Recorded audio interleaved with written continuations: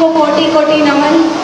और आप सभी आज यहाँ बाबा साहेब की जयंती, एक ऐसे महान व्यक्तित्व की जयंती मनाने के लिए यहाँ आए हैं, इसलिए आप लोगों का बहुत बहुत शुक्रिया और बहुत बहुत आभार। रामदिया चवरिया जी, रजत चवरिया जी, नरेश सजूमा जी, विक्की जी, सुरेंद्र पहलवान जी, नाथीराम जी, सुभाष जी, विक्की जी, बिट्टू जी, अजय जी, राजवीर जी, रामफल जी, सुमित जी, हवा सिंह जी, कपूरा राम जी, श्री राम जी, अरे नाम बड़ा अच्छा, श्री राम जी, जय श्री राम। आप सभी का बहुत बहुत धन्यवाद और आभार। और मंच पर आसीन सभी व्यक्तियों का, सभी शेष व्यक्तियों का और मेरी बड़ी बहन ज्योति सैनी जी का बहुत बहुत धन्यवाद और आभार। और आपको एक बार फिर से हमारी जिलाध्यक्ष बनने पर बहुत बहुत बधाई।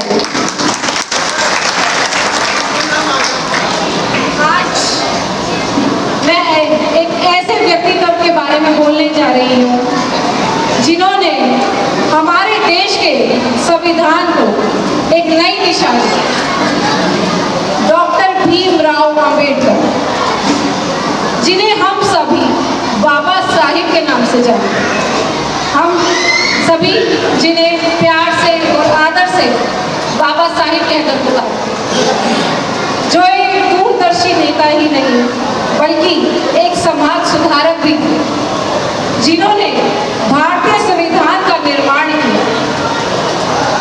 14 अप्रैल को एक दलित परिवार में जन्मे, हर समय भेदभाव और कठिनाई का सामना करने वाले हमारे बाबा साहेब, अपना पूरा जीवन उन्होंने अन्याय सहा, हर छोटी से लेकर बड़ी बात पर उन्होंने संघर्ष किया, हमारे लिए, अपनी आने वाली पीढ़ियों के लिए। उन्होंने प्रारूप समिति के अध्यक्ष होते हुए संविधान का निर्माण किया, विश्व के सबसे बड़े ग्रंथ भारत का संविधान का निर्माण। उन्होंने एक ऐसा संविधान तैयार किया जो हर नागरिक को, हर महिला को, हर श्रमिक को, हर व्यक्ति को अपने मौलिक अधिकारों से अवगत करा सकता। उससे पहले तो शायद महिलाएं और दलित परिवार के लोग जानते ही नहीं थे कि उनके क्या अधिकार हैं।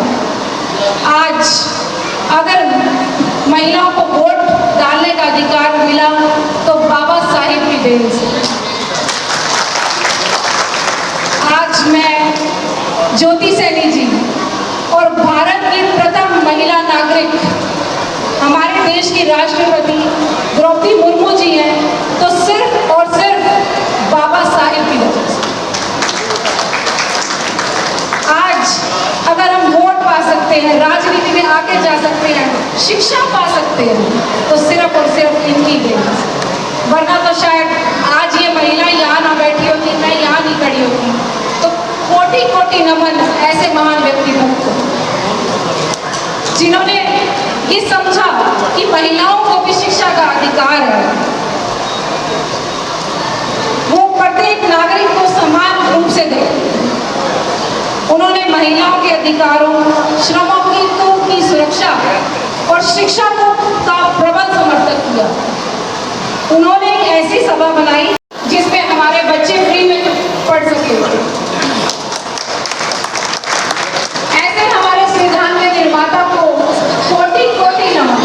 और आप लोगों में प्रोग्राम ये शिक्षा पे ही प्रोग्राम होता है। ये छठा विशाल प्रोग्राम बाबा साहब अम्बेडकर जी के उपलक्ष्य में किया जाता है।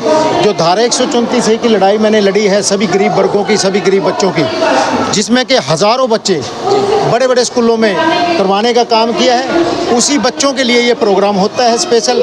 और जो बाबा भीमराव अंबेडकर जी हमारे को मिशन दे करके गए हैं, वो हमेशा शिक्षा का रहा है, उनका शिक्षा का रहा हमारे प्रति, मतलब समाजों के प्रति। हमने इसको बढ़ावा दिया है शिक्षा को उनके आशीर्वाद से। और हमेशा जब तक मैं प्रण कर चुका हूँ, जब तक मैं जीऊँगा, इन बच्चों की हमेशा एजुकेशन की मैं लड़ाई लड़ता रहूँगा।